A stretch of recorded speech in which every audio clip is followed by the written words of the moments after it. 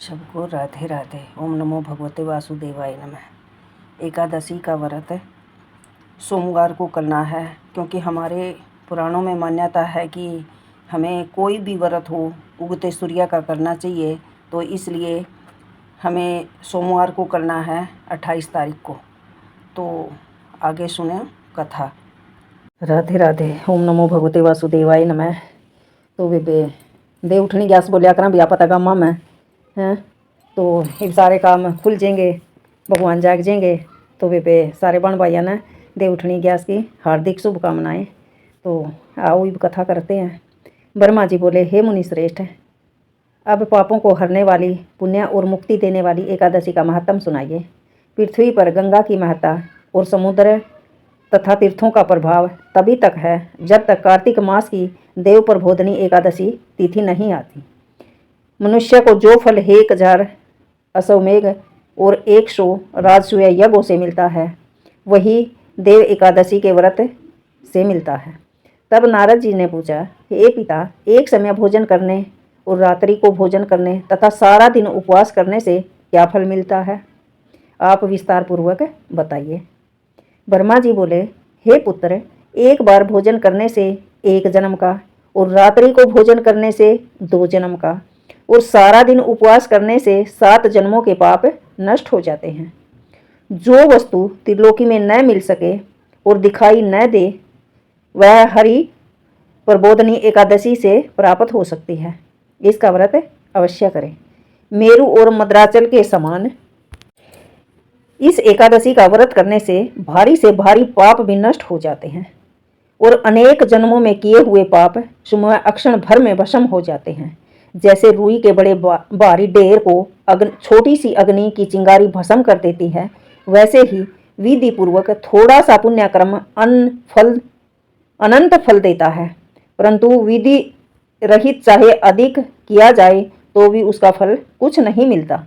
संध्या न करने वाले नास्तिक, वेद निंदक, धर्मशास्त्र को दूषित करने वाले मूर्ख, दूसरे की स्त्री का अपहरण करने वाले, पाप कर्मों में सदैव लगे रहने वाले, धोखा देने वाले ब्राह्मण अथवा शूद्र, पर स्त्री गमन करने वाले तथा ब्राह्मणी से भोग करने वाले, ये सब चांडाल के समान हैं।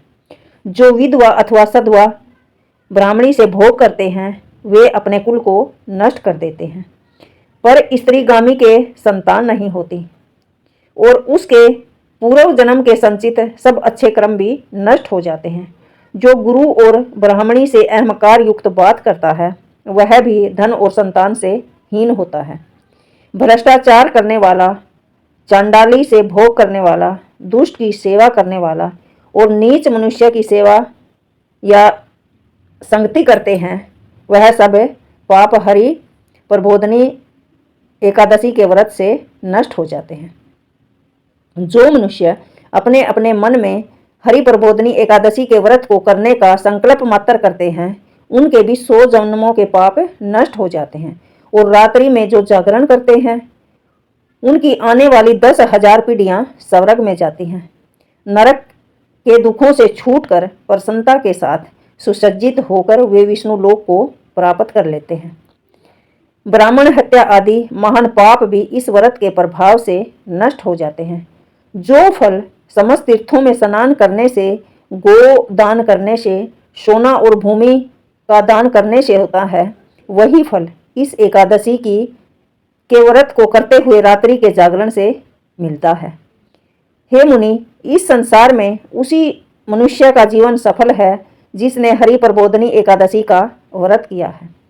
इस संसार में जितने भी तीर्थ हैं, उन सब के स्नान आदि दान का जो भी फल है इस व्रत से मिलता है। इसलिए सब कर्मों को त्याग कर भगवान की प्रसन्नता के लिए कार्तिक शुक्ला हरि प्रबोधनी एकादशी का व्रत अवश्य करना चाहिए। वही ज्ञानी, तपस्वी तथा जितेंद्रिय है, और उसी को भोग तथा मोक्ष प्राप्त होता है जिसने हरि प्रबोधनी एकादशी का व्रत किया है। वह विष्णु को अत्यंत प्रिय है, मोक्ष के द्वार को बताने वाली तथा उसके तत्व का ज्ञान देने वाली एकादशी है। जिसने एक बार भी इसका व्रत किया है, वह मोक्ष का अधिकारी होता है। मन, कर्म, वचन तीनों प्रकार के पाप इस रात्रि को केवल जागरण करने से ही नष्ट हो जाते हैं।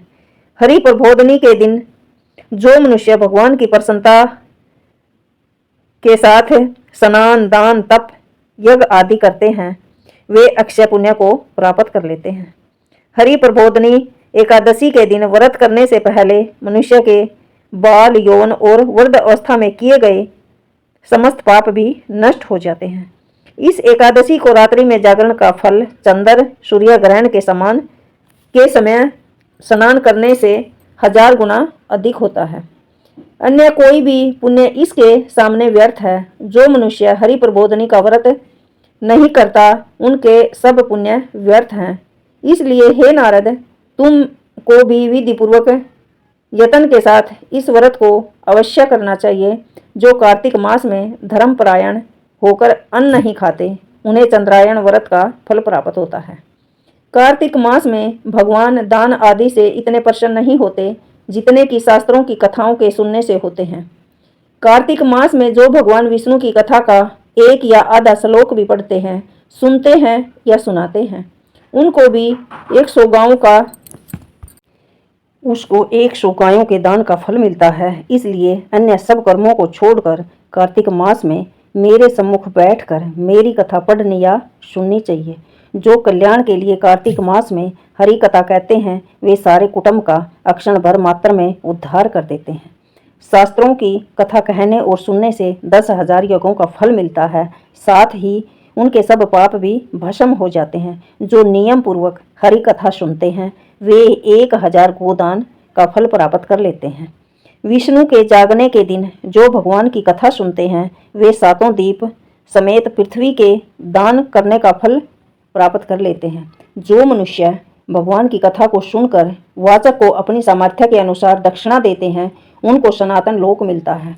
ब्रह्मा जी की यह बात सुनकर नारद मुनि ने कहा कि हे भगवान, एकादशी के व्रत की क्या विधि है और क्या नियम है और कैसे व्रत का फल मिलता है, वह भी विस्तार पूर्वक समझाइए। नारद मुनि की बात सुनकर ब्रह्मा जी कहने लगे कि ब्रह्म मुहूर्त में जब 2 घड़ी रात्रि रह जाए, तब उठकर शौच आदि से निवृत्त होकर दंत धावन आदि करके उसके पश्चात नदी, तालाब, कुआं, बावड़ी या घर में ही जैसा संभव हो स्नान करें। फिर भगवान की पूजा करके कथा सुने और फिर व्रत का नियम ग्रहण करना चाहिए।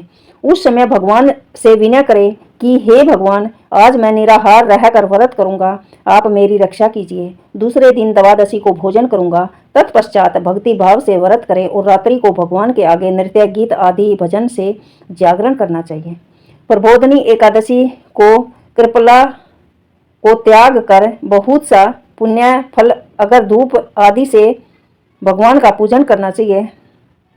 शंख के जल से भगवान को अर्घ देना चाहिए। इसके समस्त तीर्थों से करोड़ों गुना फल मिलेगा। जो मनुष्य अगस्त के पुष्प से भगवान का पूजन करते हैं, उनके आगे इंद्र भी हाथ जोड़ता है। तपस्या करके संतुष्ट होने पर हरि भगवान जो नहीं करते, वह अगस्त के फूलों से भगवान को अलंकृत करने से करते हैं। जो कार्तिक मास में विल्वपत्र से भगवान की पूजा करते हैं, वो मुक्ति को प्राप्त होते हैं। कार्तिक मास में जो तुलसी से भगवान की पूजा करते हैं, उनके 10,000 जन्मों के पाप नष्ट हो जाते हैं। तुलसी दर्शन करने से, स्पर्श करने से, कथा कहने से, नमस्कार करने से, स्तुति करने से, तुलसी रोपण करने से, जल सींचने से और प्रतिदिन पूजा सेवा आदि करने से 10,000 करोड़ों युगों पर्यंत विष्णु लोक में निवास करते हैं। जो तुलसी का पेड़ लगाते हैं, उनके कुटुंब में उत्पन्न होने वाले प्रलय काल तक विष्णु में निवास करते हैं। हे मुनि, रोपी हुई तुलसी जितनी जड़ों का विस्तार करती है, उतने ही 1000 युग पर्यंत तुलसी रोपण करने वाले को सुकृत का विस्तार होता है। जिस मनुष्य की रोपी हुई तुलसी की जितनी शाखा पर शाखा, बीज और फल पृथ्वी में बढ़ते हैं, उसके उतने ही कुल जो बीत गए हैं और जो होंगे 2000 कल्प तक विष्णु लोक में निवास करते हैं। जो कदम के पुष्पों से हरि का पूजन करते हैं, वे भी कभी यमराज को नहीं देखते। जो गुलाब के फूलों से भगवान का पूजन करते हैं, उन्हें भी मुक्ति मिल जाती है। जो वकुल और अशोक के फूलों से भगवान का पूजन करते हैं, वे सूर्य चंद्रमा के रहने तक किसी प्रकार का शोक नहीं पाते। जो मनुष्य सफेद या लाल कनेर के फूलों से भगवान का पूजा करते हैं, उन पर भगवान अत्यंत प्रसन्न रहते हैं। और जो भगवान पर आम की मंजरी चढ़ाते हैं, वो करोड़ों गौओं के दान के फल प्राप्त करते हैं। जो दूब के अंकुरों से भगवान की पूजा करते हैं वे 100 गुना पूजा का फल प्राप्त करते हैं। जो समी के पत्थर से भगवान की पूजा करते हैं उनको महाघोर यमराज के मार्ग का भी भय नहीं रहता।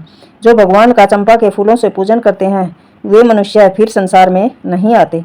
जो मनुष्य केतकी का पुष्प भगवान पर चढ़ाते हैं उनके करोड़ों जन्मों के पाप नष्ट हो जाते हैं। जो पीले रक्त वर्ण के कमल के फूलों से भगवान का पूजन करते हैं उनको श्वेत दीप में स्थान मिलता है। इस प्रकार रात्रि को भगवान का पूजन करके प्रातःकाल होने तक उठकर नदी में जाएं, वहां स्नान करें, जप तथा प्रातःकाल के कर्म करके घर पर आकर विधि पूर्वक भगवान केशव का पूजन करें। व्रत की समाप्ति पर विद्वान ब्राह्मणों को भोजन करावें, दक्षिणा देवें, याचना करें। इसके पश्चात भोजन गौ और दक्षिणा देकर गुरु का पूजन करें। ब्राह्मणों को दक्षिणा देकर और जो चीज व्रत के आरंभ में छोड़ने का निश्चय किया था वह सब ब्राह्मणों को दान दें।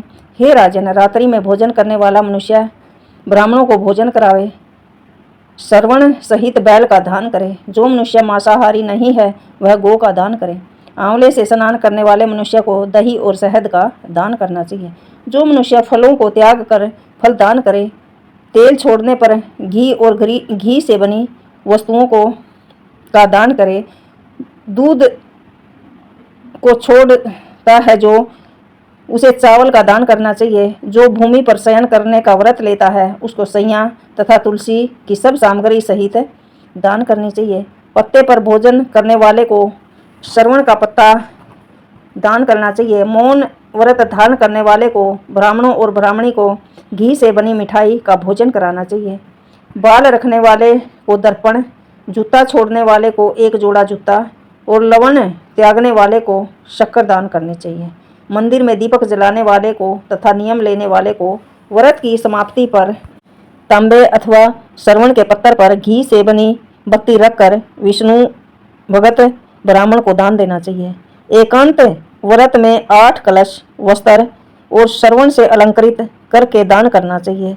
यदि यह भी न हो सके तो इनके अभाव में ब्राह्मणों का सत्कार करें। सब व्रतों की सिद्धि देने वाला कहा गया है।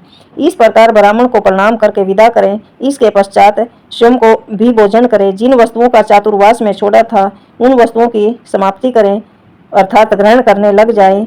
हे राजन, जो बुद्धिमान इस प्रकार चातुर्मास व्रत निर्विघ्न समाप्त करते हैं वे कृतकृत्य हो जाते हैं और फिर उनका जन्म नहीं होता। यदि व्रत भ्रष्ट हो जाए तो व्रत करने वाला अंधा या कोढ़ी हो जाता है। भगवान कृष्ण कहते हैं कि हे राजन, जो तुमने मुझसे पूछा वह सब मैंने तुम्हें बताया। इस कथा को पढ़ने और सुनने से गोदान का फल प्राप्त होता है। ओम नमो भगवते वासुदेवाय नमः। बोलो देव उठने एकादशी की जय।